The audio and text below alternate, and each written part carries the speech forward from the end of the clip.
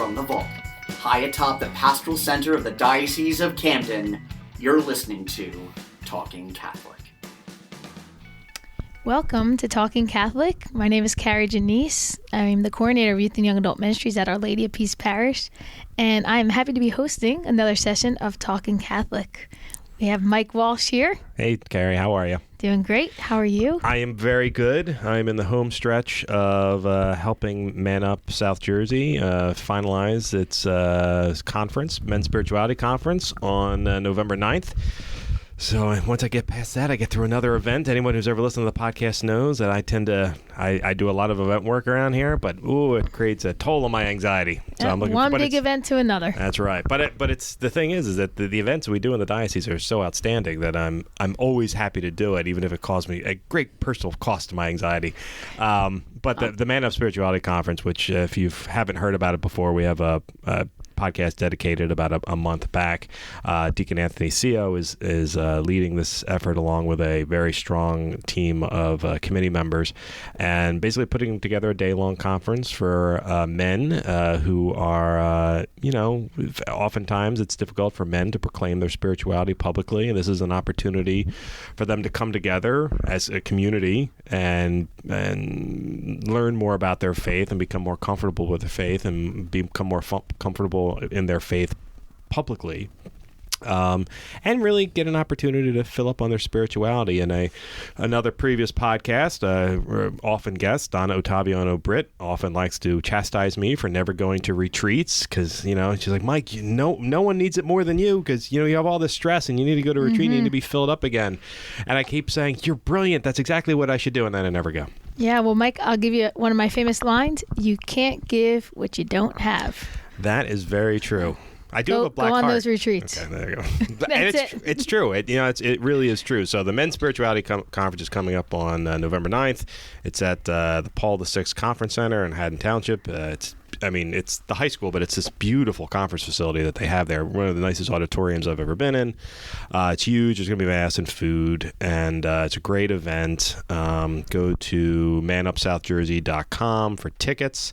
And we have this event and many other events on the CamdenDiocese.org website. I would encourage you to check it regularly because we post a lot of stuff up there that the diocese is doing, and we put a lot of stuff up there that's going on in various parishes around the area. And you might be surprised at how many interesting things are going on very, very near to you. A lot of great stuff in our diocese. Yeah, and I can also, since Bishop publicly announced it yesterday, at an event yesterday, we talk about Man Up a lot. It won't be called this, but a Woman Up is coming down. It's coming down. As a matter of fact, someone in the room may have been asked to be on the committee for it, and for once, it's not me. So I think it probably the only woman in the room. So it might be stay tuned. It's going to be a great event for our diocese. Yeah, probably in the next year to 18 months, probably. Anyway, so you invited me into. We are not in the vault, by the way. We are in your home turf. Yes, I like bringing you down to Williamstown. That's right. And we're in the blue room. I love it. Yep, we're in the youth lounge here, and we have a special guest, Father Joshua Nevitt. Say hello, Father. Hi, everyone. It's good to be here.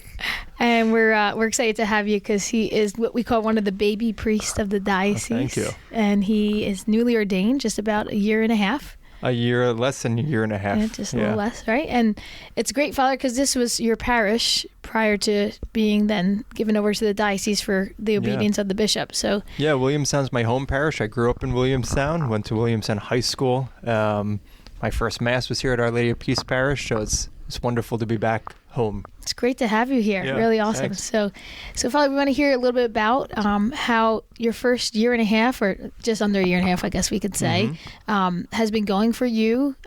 Where are you at now? What are you doing? What kind of work are you in? Because I know it was not the typical first assignment. In fact, those are the exact words that Bishop Sullivan said to me when he was giving me my first assignment. He said, I have not a typical first assignment for you. And I thought, oh my gosh, that means I have 2 jobs.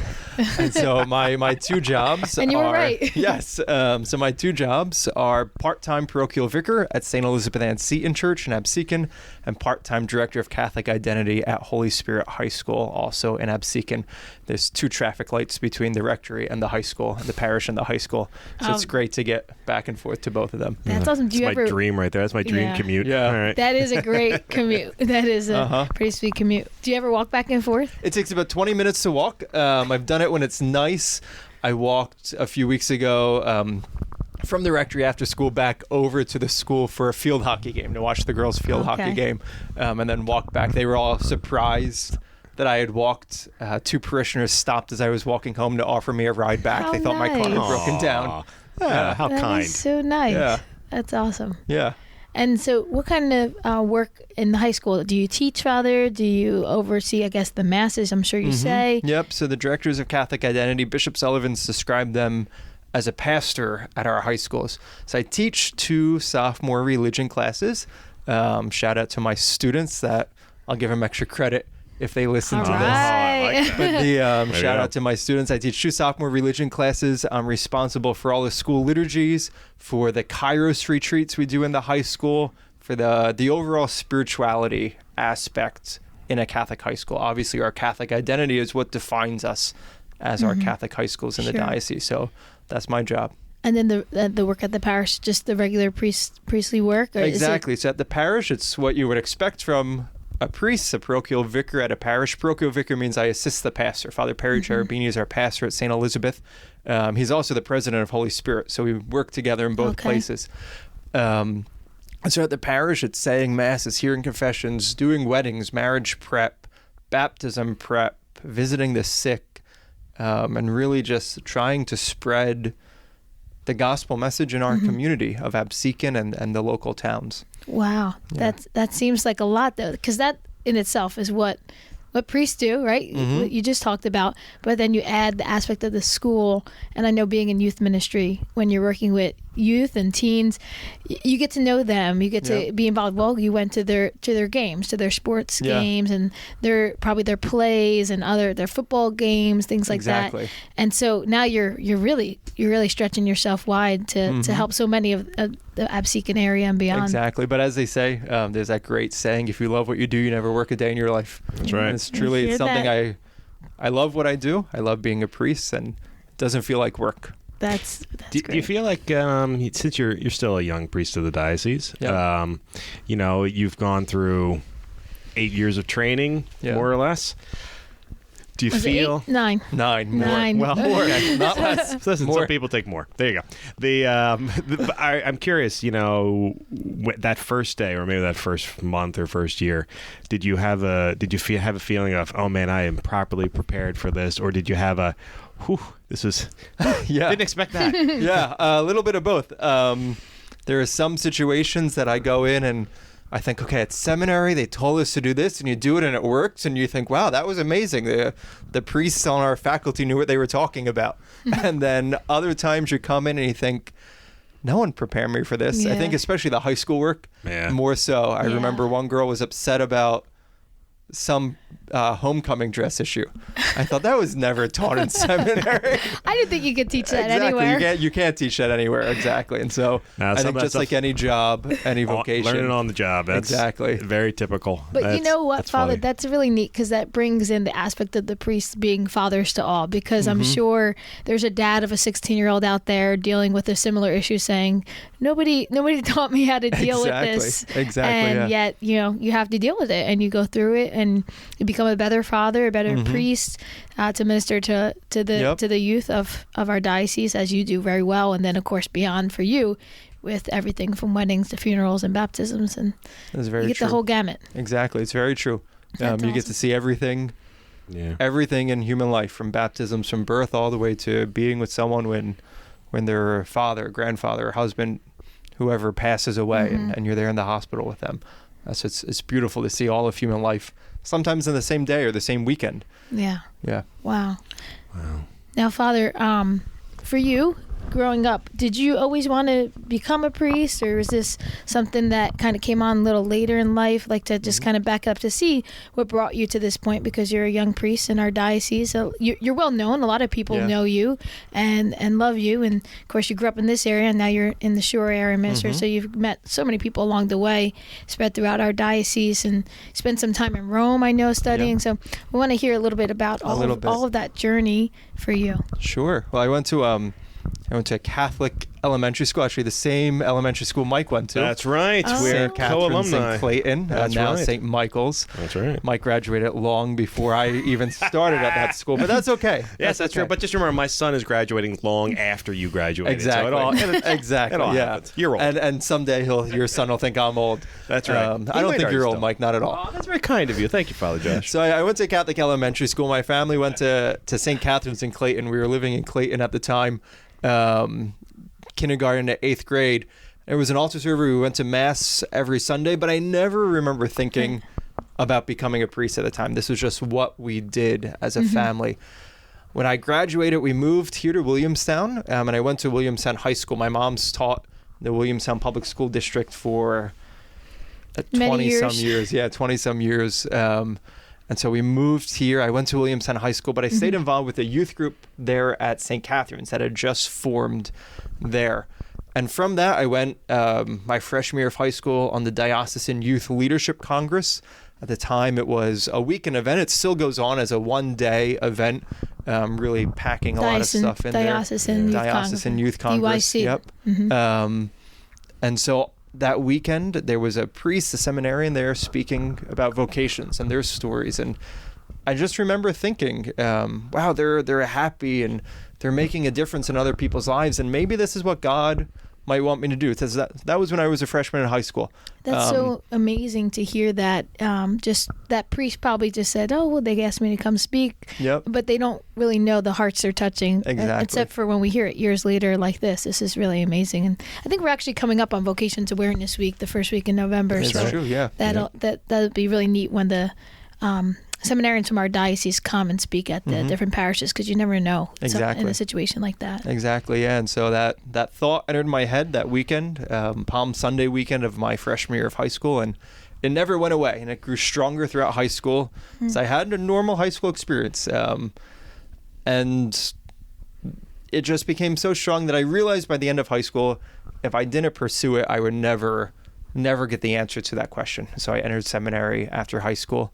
I spent 4 years at Seton Hall, at St. Andrew's College Seminary, and then Bishop Galante right before he retired, and then Bishop Sullivan after he became our bishop asked me to go to Rome to study in Rome. I spent 4 years there, with 1 year in the middle of all of that at St. Andrew's in Gibbsboro on my pastoral year. Wow. And you were ordained in June of 2018. June of 2018, yeah. Wonderful. And that was with Father Anthony Fonti as well, right? Yes. So we have two young Father Anthony's a little older than you, right? But he's also one of our youngest. I think he might even claim to be a little bit more than a little older than Father I'm not going to Nevitt. say anything. We love you, Father Anthony. I'll see Father Anthony, Father Infanti tomorrow. Yes. Great. But he's a useful-looking older priest. It's fine. It's okay. There you go. He's a great Oh, he's going to great kill guy. me for calling him an older priest. I really feel bad about that. Sorry, Father Anthony. We'll have to have a follow-up podcast on that. Has he been on the podcast, Father Infanti? Oh, you know what? He was on for a special recording we did when he gave a presentation on iconography. Okay. Which was great, but that was part of...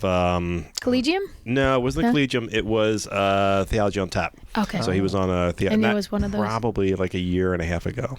Probably. And that was a great episode, actually. I learned more about icons than I ever knew before. There's so much in that. Yeah, he brought his personal collection with him. It was really amazing. Another example, by the way, of why it's important to go meet your parish priest, because you will never realize just some of the unique parts of their personality that they bring with them to the job. Like his understanding of icons and how not only the beauty and the history of the icons, but how they can relate to a spiritually was. It blew me away. I had never understood the concept, and I have a much clearer idea because of him. And to our listeners, this is a conversation with a priest we're having right now, and maybe I could have saved this for the end, but I'm going to bring it up now because I got the mic. Really go out of your way to get to know your priest a little bit better. I've had the benefit of, and granted, not every priest is going to be your cup of tea, as it were. That's just the nature of things. We don't like everybody in our lives. It's okay. But go meet them and find out a little bit more about them. I've had a couple of priests that just kind of really amazed me of their sort of peculiar interests. I have good friends, a good friend, priest of mine who's a avid hunter. And you wouldn't necessarily know that by chatting with him. But he and I have gone hunting together. And he was really the one who helped me understand, I mean, I shouldn't have needed him to help me understand this, but the connection between the beauty of nature and the stillness of nature and God and creation. And it's kind of weird to say that when you're out hunting, but, he would say that, hunting is a lot of waiting. So he got a lot of his prayer time in, and he got a lot of his spiritual meditation in during those times. The virtue of patience. I'm still working on that one myself, but he does very good at it. Yeah, we all are. But it's true. So I hope as we go along with this conversation that you'll reach out to your own personal priest and realize they're around more than just on Sundays. It's true. Yeah, I always enjoy myself seeing the personal side of priests, and actually this is part of the reason why I asked to have Father Nevitt on, because we've known each other very well over these years since you entered seminary. 10 years or almost 11 years coming up on. And we've had a lot of experiences in Rome together. Not a lot, but for me it was a lot. For you, you were there for 4 years, but I got to visit you on several occasions, 3 different occasions, which was really neat for the canonization of Pope John Paul II, canonization of St. Mother Teresa, and also ordination. Ordination I was for ordained a transitional yourself. deacon. Yeah. So, what was your favorite part about studying in Rome versus if you had an opportunity to study in the States? Like, where did that difference lie for you, and what would you say stood out to you about being there? That's a great question, and people ask me that a lot. I think the education we received, the theology, that's the same if we were here, if we were there. And every seminary has its own strengths and weaknesses, including Rome. I think some of the strengths of Rome and what I really loved about it was, one, seeing the universality of the church. I had in my class sisters from Africa and priests who were from religious brothers and priests who were from the Middle East, and knew that when they were ordained, they were going back to a very real possibility of modern day martyrdom. I studied there at the Pontifical North American College, is where I lived, but my classes were at the Angelicum University, and there's a priest, Father Ragid, I think his name is. He was martyred in Iraq. He was an alumnus of the Angelicum. Wow. He was martyred in Iraq about 10 years ago. Young priest? Younger, yeah. He was in his first few years of priesthood, and they've now opened his cause for canonization as a martyr of the church. And you knew him? You were in class? I didn't know him, okay. but my professors had taught him. Those who were doing longer degrees there, they would have been in their first few years when he was still there. So I didn't know him personally, but we heard stories of, in the last 10 years or so, out of our university came a martyr. Yeah. Wow. Yeah. So the universality of the church, seeing the church throughout the world on a very tangible, real way. And then the history of the faith too, in Rome, right back to Peter himself, and being there and seeing, and really I got to do the tours where you'd go in and you'd see graffiti on a wall that says, Peter, pray for us, or Mary, pray for us. And you know that the very first Christians believed the same things we did. And they prayed to the saints. They had a relationship with Peter. They had a relationship with the Blessed Mother. And they worshiped the same way we did. And seeing that history, that universality, really brought our faith out of our context. Most of us, when we think of our church, of our faith, we think maybe of our one parish, our own diocese, and we don't often think of the universality of the church and the history that's there. That came alive for me. Yeah, I could say even just the first time I was there for just the first few days in Rome, I felt that. And I came home and I said, even though I've always believed in my faith, I'm a cradle Catholic, I grew up this way, I've always believed it, I can say really honestly, I never doubted God, never doubted my Catholic faith, should I convert? I've never felt that way, but being in Rome itself validated everything that I've believed in my entire life. I'm like, okay, now there's no turning back. This is real, this is true, standing at St. Peter's grave, this is legit, this is our faith, and this is totally real and totally has history to it and authenticity that backs it up. Exactly. And I know when you came, Kari, you did the Scavi tour. Yes. And when the Scavi tour is when you go into the excavations underneath St. Peter's Basilica, and you're literally walking down a 2,000-year-old street where Peter walked, where Peter was killed, and they tell you the story of how they buried Peter, and then Christians came there to that hill, the Vatican Hill in Rome, and later a giant basilica was built there, St. Peter's, and now we've found they've done the archaeological excavations, and they found his tomb and they found his bones, and the story is just amazing when you're there. It is, and you just feel, wow, like a total overcoming presence to you, which I highly recommend it if anybody is going. And Father Nevitt, you gave me that tip to register to take for it. It's the best tour in Rome, better than the catacombs. If you're going to Rome, skip the catacombs, go on the Scavi tour if you can. You have to get reservations about 3 months in advance, just be aware. But and I was really thankful I was able to do that. See, I've never made it over to Rome. So Gotta go. I know. Everyone. I always figured it. Talking Catholic from Rome. I have made that plea a couple of times. I will do a trip with you, and we can host. Oh, okay. There you go. From St. Peter's. Done and done. I'll talk to Father Romano, now that he's the director of admissions for the North American College. Yeah, sure. That would be good. Coming all right, soon. I'll see if I can make that Everybody happen. coming soon. Bishop Sullivan and Father Hughes will be traveling to Rome at the end of November, as they have to do their ad limina. Every 5 years, the bishop has to present a report to the Pope. And they're going over that week, and I did ask to stow away in their luggage, and I haven't gotten the okay on that one yet, but that's still my goal. I think it'll be overweight. Like it's 50 pounds. Okay. It's 50 that's pounds. True. I'm naturally more than 50 pounds. Yeah, that is true. I think most adults are. But it's true, though. It's actually something that I'd hope to be able to do, figuring that I'm working for the diocese. I'll finally get over there at some point, on the job or something like that. They don't need a media representative with them? Shocking. That's what I was going. I was like, I'll be your personal photographer for the Catholic Star Herald. I'll write up a story of the whole bit and live, a lot of tweet it out, go back. live on Facebook while you're with the Pope. They did remind me, like, we're going to be there over Thanksgiving. Your family may not be thrilled with that option. I go, yeah, that's a good point. I do have to make Thanksgiving meals and stuff, so maybe that won't be such a good time. But I mean, the truth of the matter is, a lot of priests even around here, they don't get that opportunity to go to Rome, particularly for formation. And we are blessed now that the director of admissions is a Camden guy. Is a priest in Camden, yeah. And we have 2 seminarians over there. Yes. And as a matter of fact, I'll give this as a promo, I have reached out to Father Romano, and I've asked him to write an article for the Star Herald talking about what his sort of day-to-day jobs are, and the importance of certainly not all of it would be unwise for all of our seminarians to be there, but you do want a balance of different. You want people who have had different experiences, so it's good for some to have the Roman experience, good for some to have the Seton Hall experience, exactly. And then we have a couple at Dunwoody right now. Exactly, I think it's important to remember that when priests study in Rome, when seminarians study in Rome, or at the other seminaries and universities, the bishop chooses that to really bring a richness into our diocese. And we have priests in our diocese that have studied all across the United States and all across the world, some priests from foreign countries, and it brings a little bit of that universality I was talking about right home to Camden.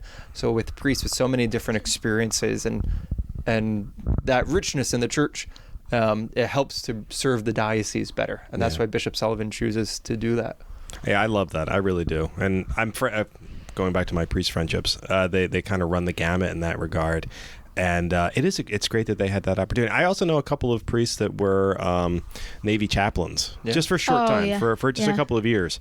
And they look back on that as a great experience they had. So you want your seminarians and baby priests to have a little bit of seasoning on them. It's a good thing. Especially, that's why it's good that you were in there for 9 years and had all these opportunities. Yeah, so I can be well done. That's right. That's a great line. You are well done. So in that extra year that you did in your well doneness, putting a little extra charcoal on there.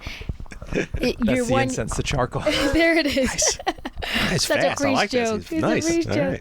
Right. You spent the year at St. Andrews, right? In Gibbsboro. St. Andrews in Gibbsboro. How was that? Because you weren't a deacon yet. You were still just a seminarian in that year. What was that year like for you? And what did you do during that year? Yeah, so it's called a pastoral year. When a seminarian does that, it's like a year of internship, a year of shadowing a priest, and you kind of get to see what it's about. So I got to learn a lot there. There's a lot that I learned that I still use and follow. So it was really a wonderful experience that helped me. That when I became a priest, I could look back and say, I remember this is how we did it there, or this is what I was taught. Those things, as we said at the beginning, that you're not taught at the seminary, but having that real life experience there really gives you a chance to know what it's all about and to see the priesthood from the inside, from the other side. Was there some things that you were under Father Monsignor Marucci? Some advice or things that he gave to you that you still use now that you're like, this really helped me. I'm glad that I did that year because I learned that along the way. Yeah, I remember he taught me how to fill out the paperwork for marriage files when you're preparing a couple for marriage, and there's a form you have to fill out that the priest has to fill out, and he taught me all of that. And that's something that they didn't teach us in Rome because each state does it a little differently. So we have our form for New Jersey. And so Rome, for priests all across the U.S., all they said was, well, when you go home, ask your pastor what they do. And so Monsignor Marucci, as my pastor that year on pastoral year, taught me how to fill out that marriage paperwork. Yeah. You don't think about that, but I was just the thinking paperwork that. is. There's paperwork in every job, even every a priest. job. That's right. But that's true though. I mean, those little things are important, and they seem like they're little things, but they're actually massive things in the life of a person, and particularly a married couple is figuring out how to get the paperwork done right. And if the priest coming in doesn't know how to do that, that is an issue. I still remember. Well, actually, I was going to mention something from my own wedding, but I don't know if I remember it correctly. But I remember before we got married, my wife and I had to go in the back and actually sign the forms. Sign the form, yeah. And it was then that one of the people in the room goes, "Well, just so you know, anything that follows is just ceremony. You guys are married now. That's the paperwork. As far as the state was concerned, the paperwork was that. Yep. And then the church has their own paperwork. And that's right. Yep. And then the ceremony is just the but it's not. Well, that's the sacrament. The ceremony is the sacrament. That's the difference, and that's also, by the way, the blessing of actually being able to have a Catholic wedding mass. And I always people ask, should we do a Catholic service or a Catholic mass? I'm always like, do the mass, man. Yeah, it's another 25 Catholic. Minutes. Yeah. It just adds a whole nother element to your wedding. Yeah. Exactly. Why not have the maker, the creator there and be able to receive him? Yeah, exactly. The church teaches the Eucharist is the source and summit of our Christian life. And so most sacraments, so often we do during Mass, confirmation during Mass, receiving holy orders during Mass, marriages during Mass. Baptisms are beautifully done during Sunday Mass and not just privately. I know some parishes do it privately, but I love doing them during Sunday Mass with the whole community there. And it draws it all to the Eucharist. It's the source of our life. It's where everything comes from and where we're all going back to. Everything's drawn back to the Eucharist. That's amazing. That's awesome. Yeah, we forget that in today's day and age, that the community is still so important to what we do. And there is a natural inclination to shy away from that. And I'm guilty of it. And I think many people in this day and age are, that we try to retreat in. As a comic that has this great bit on when we were growing up and someone would ring your doorbell, you'd go running to the doorbell to see who was here and excited. Now when the doorbell rings, you're like, oh man, who is bothering me now? And it's like, and we become separate from our neighbors, and that's a bad thing. It's a bad thing in our churches as well. And this is another area where I'm guilty of it, but I'm one of those guys who gets in and out of Mass. I don't sit around and chat with people afterwards, and I know that's a problem. I got to work on that. My wife reminds me of that problem repeatedly. She's like, Mike, why don't you just stay and chat with people, enjoy each other's company? I'm like, okay, yes, dear. Well, we're all guilty of it, but I have to say, we've resolved that in our household. Oh, yeah. My husband takes his car, I take my car, because I like to stay and chat. He likes to leave, and so we resolved it that way. And now, has he done it under the cover of, I got to get the I have John the baby, Paul? he's got to get home. Yeah, I do the exact same thing. So you could do it, that he could get away with it, but now he's exposed, so everybody listening, he's just trying to get out of Mass. You know why we take two cars. Everybody talk to him before he leaves. It's a little tough, though, sometimes, too, because our Masses are back-to-back, so you stay too long, you're running into the next Mass. So you do have a cutoff at a certain point, but it is nice. I enjoy when the priests are in the back talking and thanking them for Mass. I always thank the priests who celebrate that Mass. Have you had any great experiences as a priest in your first year and a half where a parishioner surprised you with something they said or a compliment, or, well, of course, they've offered you rides or things they've done for you that you're like, wow, this is great being a priest. I'm loved by not just my own family, but the family of the whole parish. For sure. Almost every day, honestly. Wow. Our Catholic people love their priests. And so for all the listeners, and on behalf of all priests, thank you for how much love you show us, because we need it. And it's great seeing people, especially being in Absecon. We're right next to Atlantic City. We're close to Smithville. So people will come to us if they're in Atlantic City for the weekend or at Smithville for the weekend. I remember about a year ago. We were shaking hands after Mass, and a couple came out and they said, I don't know if you remember us. And immediately when I looked at them, I realized there was a girl that had graduated from elementary school a year ahead of me. And these were her parents. Oh, and they were at neat. Smithville. It was about a year ago for the Italian festival that Smithville Village has every fall. And they had come down for our Saturday evening Mass after spending the whole Saturday at the festival. I said, we didn't even know you were here, but we had followed you in the Star Herald when there would be reports about your ordination or things like that. And they said, we're so lucky to see you again. And so moments like that really are really beautiful. Oh, I'm sure. Which is also why you need to read the Star Herald, everybody. So make sure you get your subscriptions and or pick it up in the back of church when you leave Mass. It's very important. You can follow up on your favorite priests by doing that. We like favorite seminarians. And the seminarians get a lot of press. You know, we which is good. It is good, actually. I'm actually looking at 2 photographs now of a couple of our group of seminarians currently going through the process, and 2 the discernment meetings. I think isn't that a diaconate? Let's see, it's one of our transitional deacons, and 2 seminarians on the other one. So it's Deacon John March in the picture, and 2 seminarians, Paul and George. Abrascato and George Creel, advertising for the priesthood discernment group that meets once a month. Actually, here in Williamstown, pretty centrally located in the diocese. That's right. Father Adam Chehetsky, the vocations director, meets with a group of young men who are thinking about it. They're not committed yet to becoming priests, but they're thinking about it. And you can tune in from 2 podcasts ago when we talked to Father John or Father Adam. Yeah, Father Adam talked all about that and talked about his own discernment process as well, which was very powerful. It was very really powerful. Yeah, he was very unique. Not that yours wasn't as well, Father Josh, but Father Adams was like, I sat back after a while and went, wow, okay, he's much more make money on than that I one. am. Everybody's path is different, and It's true. That's what's neat about it. That is true, because sometimes your path is boring. I mean, it's true. I mean, sometimes you've thought something through and you want to go do it, and you do it, and it happens. But then the weird stuff happens later. We're all. You know what you say is boring, different. but I don't think I don't mean nothing boring. with God is boring, and so God's involved in everyone. Right. That is true. So thank you, Lord, for always making life interesting, no matter what. Yeah, even if it's sitting around a wooden box talking into microphones for a podcast, like we're doing right now. Not boring. That is pure entertainment right there. Super exciting. So happy we could all be together. No, I was just going to ask Father a couple more questions. As we have you here to kind of for our listeners to kind of just hear about you and your experiences. So we were talking about Rome a little while ago. Aside from the faith aspect and the seminary aspect of it, Rome, I mean, you tell people you're going to Italy, you tell people you're going, oh my gosh, you're going to Rome. What was just living there for 4 years? What an amazing experience. What were some of the neat things that you got to experience both there or because you were there? Because I know you got to travel a lot too, because they encouraged traveling. They did.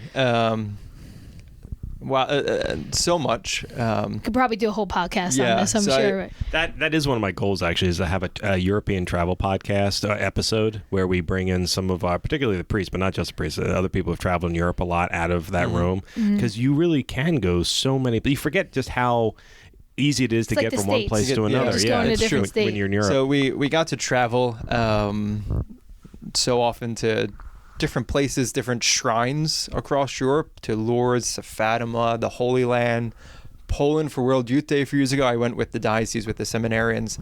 To be in Rome alone, to see Pope Francis on a regular basis when he had his Sunday Angelus, I would always try to go. I got to serve Mass for him once as a seminarian, as an altar server. Shook his hand beforehand. He asked us all, we were all Americans from the United States, but it was a Mass for the Canadian pilgrimage group that was visiting. I don't know why they had United States serving the Canadian Mass, but he asked us if we were Canadian, and we had to let him down and say, no, we're from the United States of America. Close. The next country over. The next country over. And then to experience new cultures, it gives you a different perspective of how people think, how people act and speak, and what's important to them in their cultures. And there's a little bit of that you can bring it back and to realize that there's beauty in the diversity of humanity, that everyone is very unique and created by God in his image and likeness, and in themselves and their cultures and the way they express themselves.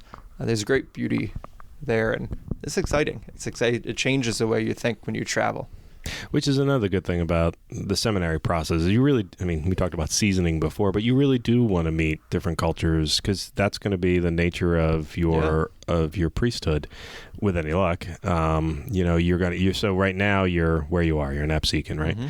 But you could end up anywhere else in the diocese next year. You could end up out of the diocese on assignment somewhere. Hopefully not. Bishop Sullivan, if he's listening. We don't want to lose you, but you never know. He might say, I think you should go embed yourself in the Dominican Republic and really pick up the Spanish language, like he did when he was a new priest, and he is incredibly grateful for it. It wasn't something he was necessarily looking forward to do, but it was something he was very grateful that he had the opportunity to do. And I know he is a big proponent in making sure our seminarians and young priests really have a holistic view of the world. It's true, because in our diocese we're such a multicultural diocese, and there's so much in these cultures that comes forth in expressions in Catholic faith. I think of our Filipino communities that have their Missa de Gallo, their Rooster Masses every year at Christmas time.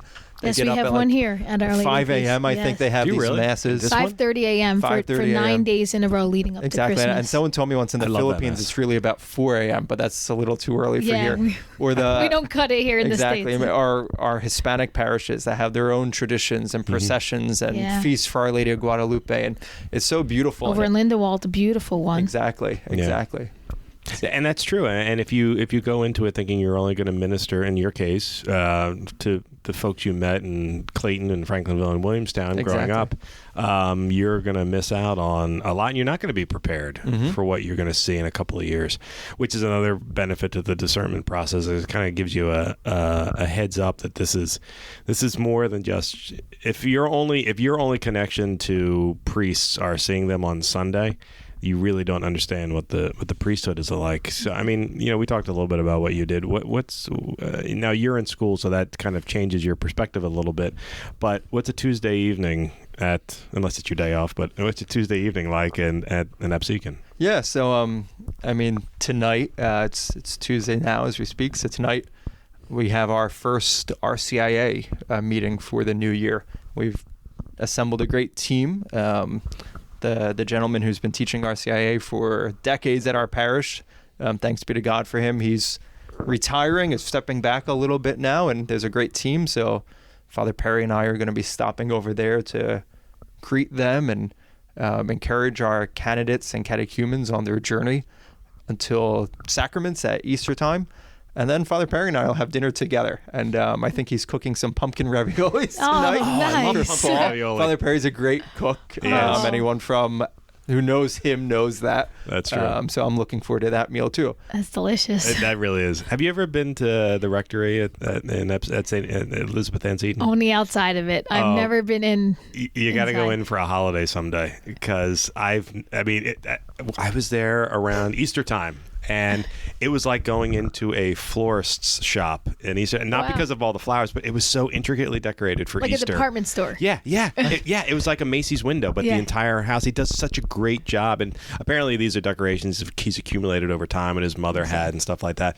But I was gobsmacked when I walked in, just how amazing it was. That's pretty cool. That he has from his grandmother, and that he's accumulated over time. A story that was told to me both by Father Perry and by multiple parishioners when I first arrived at the parish, so I feel okay sharing it here on the podcast. They had the front door of the rectory open one day during a holiday season, and there were some parishioners over for something, and someone came walking right in the front door and asked what time the gift shop was open. And this person, as she was walking by, she thought that it was a gift store where you could go and buy decorations and things like that. And they had to tell her, no, this is where the priests for the church live. It's a rectory. And thank you for coming. But I need to pay him and have him decorate my house, because I was actually just thinking, we're 2 days away from Halloween, and I realized I have no Halloween decorations out. I have no fall. Time to get moving. I know, and I love decorating stuff, and I'm like, man, this is awful. Kari pays my brother to decorate her house some years. Now it's on the podcast. So it's out. It's out here. So if you want to buy, I'll give my brother's number too. There you go. A great thing that Mike and I were talking about earlier, because we dedicate ourselves a lot around the diocese, both in our own jobs, for me, youth ministry, for him, communications, but on other committees and things that we love to promote in our diocese is delegation. And so that comes under delegation, so that we can get the important things done, not the decorating. That's right. The important not things. that Father Perry should be any way slighted, because I'm sure he does a lot of good work there. He does. And that is part of what he enjoys doing. But well, for some people, I love a good tangent, but for some people, decorating is actually relaxing. For him it is. I could see that. Yeah. And everybody needs their outlets. And so I'll come home some days. It's funny, at the change of seasons, the change of holidays, I'll come home and all of a sudden it's gone from summertime decorations and lighthouses and little boats and stuff to fall, and there's leaves and pumpkins everywhere.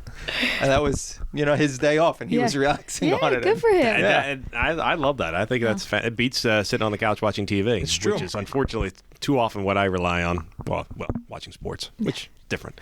I always think it's neat that priests. Philly sports. Of course, always Philly sports.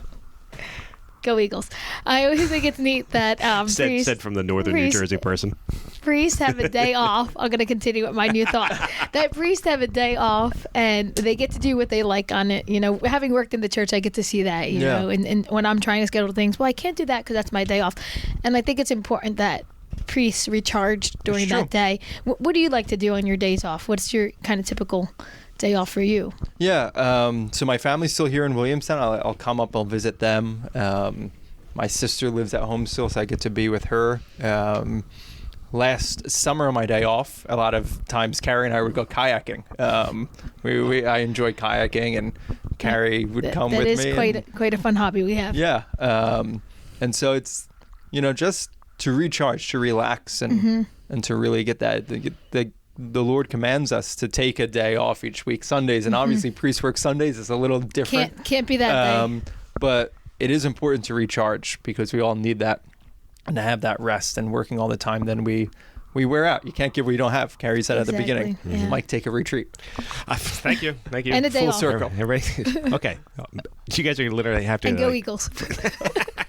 That's what. I'll take a retreat to an Eagles game. There you go. That'll Does that work. count? I don't know. Maybe you could take the Eagles on retreat. Does I know. it, you know the chaplain. I do know the chaplain. Yeah. So that might be a good idea. Maybe and we can do a podcast from it. No. That's work. All right, now you're giving me a good idea. Oh, that's right. That's work again. All right. But see, that's the thing. That's actually my biggest problem. It's the only time I ever do anything if for work, which is a terrible bad habit to get into. So one of the things I always try to be, I have to work with a priest on a regular basis. So when I hear that they have a day off, or when I call the rectory and they tell me that the priest is on their day off, I really do my best to respond to respect that, because I really do realize how difficult it is, particularly since, and we haven't talked about this, but sometimes those calls come at 3 a.m, and you have to make a sick call, or you have to make something worse, and you have to go and visit somebody, and I know what my limits are. I never felt a calling to the priesthood. My mom, I think, hoped that I would, and God didn't call. So what are you gonna do? So I'm married now, I have a kid. But I think about that sometimes, and that is a bit of a struggle when you do get those, because listen, I'm in the crisis communication business. I don't know when my next job is going to be coming, because something has to blow up for it to happen. That's not too dissimilar from a priest's life. Yeah, I got to imagine a lot of things come at you without any warning. Yeah, it's true. I think, I wish I had it with me. Someone had shared on Facebook in the last few days, a couple priests of our diocese shared, it was a coffee mug that said something like, being a priest is a lot like riding a bicycle, except the wheels are on fire and the handlebars missing, or something like that. That seems about right. But you know what? That's the beauty, I think, too, within it, is that you've accepted this, this, you've accepted it. And to some degree, as you talked about training, you can't really train for any of those things. But God's grace and God's knowing that that's where his will is, and that you followed that will, that is all part of it, and that's where it can probably seem scary to even seminarians that are preparing, and those that are thinking about it could seem maybe a little scary, like there's so much unknown, but with that unknown comes so many amazing probably stories, things that have touched your heart, things that you will never forget, that have helped formed you, will continue to form you in your priesthood. And that's really incredible to kind of look back. You have a year and a half under your, I keep saying year and a half, but a year and change. Coming up to a year and a half. Under your belt, where you can really see, wow, look, where has God has taken me, and where are we going to go next? I mean, you're in your first assignment. Generally, they last around 3 years, so we'll see where that goes. What your next assignment will be, you never know. But it's really neat to see God taking you through this and kind of being the overall caller. He called you, you answered, but he continues to call you to different aspects of your priesthood. I think that's really neat. Yeah, to see as a layperson, especially just to see. Yeah, and I think that's true with anyone in their life and in married life and a job that someone really feels called to. Is you don't know what tomorrow is going to bring, and yet God wants us to trust Him, and we know He'll never give us more than we can handle. And if we're really looking, we see those amazing things that He's given to us, and the way that He takes us, and then you can look back on your life and see how He's been there throughout your life, and that's really something beautiful, I think, for any vocation. Sure. We've talked about a lot of the positives of the priesthood, but I think we'd be remiss if we didn't touch on, at least briefly, this has been a difficult time to be a priest. It's strange. Your priesthood has been the resurfacing again of the child sex abuse crisis. Exactly, the summer after I was ordained. Yeah, and I interviewed a lot of the young priests after that occurred. I interviewed some seminarians after that came to light again with the Pennsylvania grand jury report. And, what actually really helped me with that process, because, I'm like any other Catholic, I mean, it's another stomach punch, was just how every response I got from the young priests and the seminarians was, this has rededicated me. It makes me want to be a better priest, a stronger priest, which gave me a lot of hope. But I'm curious, that's your summer, you've just been ordained, how does that affect you? I think just as everyone else has said, I would agree with that. It does it pushes me to rededicate myself, to dedicate myself stronger to being a good priest, a holy priest. And I've talked to a lot of my friends about this, my priest friends from the seminary, my classmates from all across the country, and we'll share with each other. We'll say, well, this is happening in my state, in my area, what's happening in your state, and having that gives me support to keep going on, and we all kind of come together to that agreement that we want to be better, we want to do better, and it is hopeful when we look back at the church's history.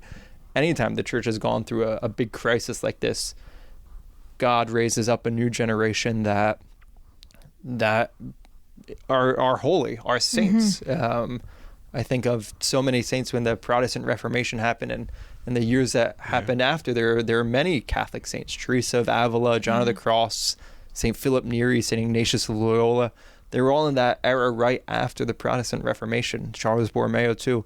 And so we pray that as our country's going through this now, God would bring us holy priests, holy lay people, saints from this generation, from the United States. That's what His ultimate call for each of us is. Yeah. That's a very positive way of looking at it, and something I think that we all need to remind ourselves of, the listeners of this program, Kari and I, yourself, is that we're not left alone. We're even with awful things that have happened in the past, and even some in the not so distant past, that God's presence is still here, and He hasn't done any wrong. We, as very troubled sinners, and these people who have done terrible things, did the wrong, and it's up to us to. It's up to us to be that shepherd here on earth that brings us back into the light from these dark times, and that can be difficult sometimes. And some people want to quit; they want to walk away, and some people have. And I don't.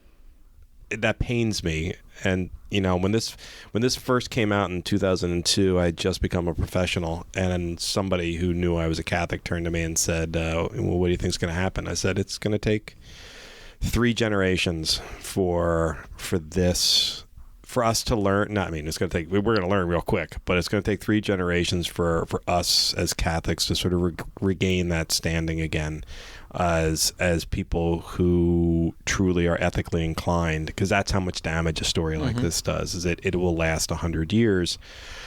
But we have to be part of it. Us now, 90 years from that time period, us now have to be doing all the good work that's going to lead to our great grandchildren being part of a respected community again. Mm-hmm. And that's not to say the Catholic Church isn't respected, and I certainly don't want to look at that. But looking at it from a secular person who's seeing the Catholic Church as bad, we're going to have to rebuild trust. It's a lot of time spent rebuilding trust. It's probably half of my job is just showcasing that what happens in the Catholic Church, whether it's Catholic charities or Catholic schools or in the parishes or our ministries or the 180 active priests we have now or the 230 active deacons that we have now, or ministers like yourself, Kari, who are working in the community for, not $1 million a year in salary. I'm assuming you don't get paid $1 million a year in salary, Kari? It'd be nice, but Kari gets paid $1,001 a year. she deserves it. I know that. It'd be nice. But the truth of the you know matter, what? That's not why we do it. But that isn't why we do it. That's right. None of us. I mean, I'm not getting rich here, and neither is anybody else.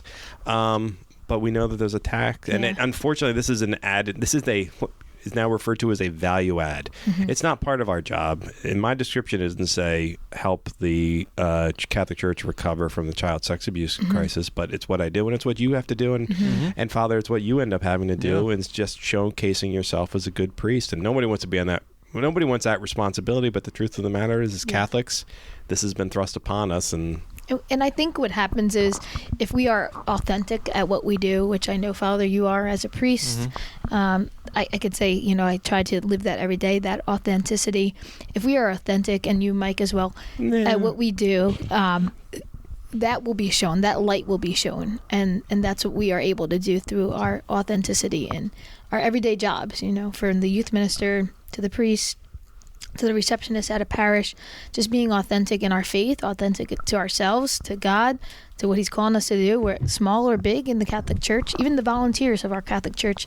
So important that they even shed light onto this. So I think, Father, you're doing a fantastic job in reaching the hearts of people, and just by your own witness of being young, that in itself says a lot. I think so. I think it was a blessing for me to be ordained at the age I was, at the time I was, even though it was right before such an awful summer in the church, because so many people at my parish, and I know this because they said it to me, they could see that there's still people responding to God's call, and that gives hope, to see that God is still working, and that there's new generations coming forward who have the church, and really, Mike, you said the church will learn the lesson pretty quick. The church has learned the lesson. My formation in the seminary was very, very different than formation 30 years ago in the seminary. And that would be an interesting podcast if you haven't done it yet. We Father Romano or Father Adam. That we did touch on that a little bit with Father Adam 2 weeks ago, and Father Romano when he's been on in previous years.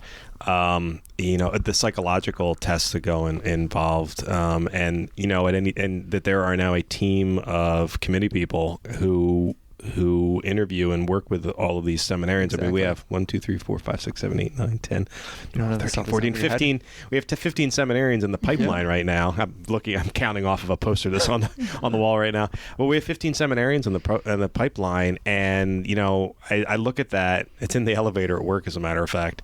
And it's at every parish. And it's at every parish. It got sent out for Vocations Awareness Week coming up. Yes, we were given it at the convocation last week. Yeah, and it thrills me because that's the future of the priesthood right there, at least in the Diocese of Camden. And I've gotten to know most of those guys, and there's not a bad one in the bunch, at least not that I found yet. And I go looking. They're really great guys. And actually, if anyone hasn't seen this poster yet, and you soon will, it is semi-ridiculous that 3 of them are wearing sunglasses, but it was shot on the beach, so it kind of works. They might be transitional lenses. Let's give them that. Okay. They're transitional lenses. That's a John Calitz photograph. I would have had them taking their sunglasses off, but that's all right. Johnny's throwing you shade. That's exactly what I'm doing. I'm sure John's going to call me on. I will attest. I was right there next to them when they were taking that picture, and it was very, very sunny. Oh, I can tell. So I can tell. Maybe it was just the time of day on a beach. It's difficult to find. And actually, if I remember correctly, that photo was miraculous as well because it had been raining up until about 15 minutes. That whole day was miraculous. For that procession started. Yep. Wow. It was the Vigil of the Assumption down in Wildwood when that was taken. And Bishop had just been in the boat, I think, for the Wedding of the Sea. He's not that wet in that picture. Yeah. Sometimes he gets very wet in the boat. The waves crashing. There's always Photoshop. But that's true. But our seminarians are stellar, and they're great just all around, and being involved in our diocese and things like the Wedding of the Sea and other events where we get to see them and see their naturalness. And, that was you not too long ago, Father. And now, Now hopefully, here you God are, willing, a lot of them. dressed in your pink. And the only reason I bring this up is because we always have a photograph as part of our podcast. So do you want to explain why in the photo you're going to be in pink? I'm wearing a pink clerical shirt right now. So part of working at Holy Spirit, we have tons of fun stuff there. And for Breast Cancer Awareness Month, they had sold pink polo shirts with our Holy Spirit Spartans logo on it. The students were allowed to wear these polo shirts this week to support breast cancer awareness in place of their regular uniform shirt. So I have that. I also had found online a company that made clerical shirts with the collar in all different colors, and just kind of for fun, I bought them in a few different colors. I am sure the students went wild when you came in with that. They were interested in it, yeah. And why is Father wearing pink today? So I have this one. It's pink. I got a blue one. Our school color is a green one for St. Patrick's Day. Very good. In a few months, but usually I wear black. Obviously, what priests usually wear. I will give you one other tip. I ran into, and maybe you already know this, but I ran into a priest last year during Halloween, and he had cut out an orange folder and into the shape of his collar. And for Halloween, he was dressed in black, and he had an orange collar. That's great. Last year, sorry, our kids, they can pick their own tie at school, and a lot of the boys were wearing Christmas ties between Thanksgiving and Christmas. So one of these boys said to me, Father Nevitt, if we can wear Christmas ties, can you wear a Christmas collar? And I was like, what do you even mean, a Christmas collar? I said, I'm going to make you one, Father. I'm going to make you a Christmas collar. So the kid went on Amazon. Yeah. He bought the tabs that go in. Some priests wear these tab collar shirts. He bought the collar tabs from Amazon. And you can find anything on Amazon. You can find anything on Amazon. This is great. Then he decorated it with a little picture of Mary holding the baby Jesus, like Christmassy. And he brought it in and he gave it to me. So this there's one day I wore gets extra credit in religion class. Yes, this is awesome. He was a good kid. He's a good kid. I love that. Yep. And that's part of the, we talked a lot about the priesthood today and everything like that. The priesthood and all of our lives should have some whimsy and joy in it. Yep. And if I'm not saying I'm not saying every priest should walk around with the baby Jesus on his collar. For Sunday masses. For Sunday masses. However, in a spirit like that, yeah, I'm okay with that. Or a pink shirt I'm cool all the with time. And you wore the collar, right? I did wear the collar. During Advent. That is awesome. Yes. Okay. And I think also that's a perfect way to wrap up the podcast. So, Kari, do you have any last thoughts before I just want to say, Father, I've known you for years, and it's always beautiful to interact with you in many ways. You've helped our youth group saying masses and hearing confessions. You were just here last night for an event hearing confessions. I think to continue doing what you're doing in your priesthood, because you're touching a lot of lives. So thank you for your witness, especially for the young people, but for our entire diocese. Thank you so much. Thanks. Thank you very much for joining, and thank you to our listeners for joining us. And we'll be back next week with another episode. See you, everybody. God bless.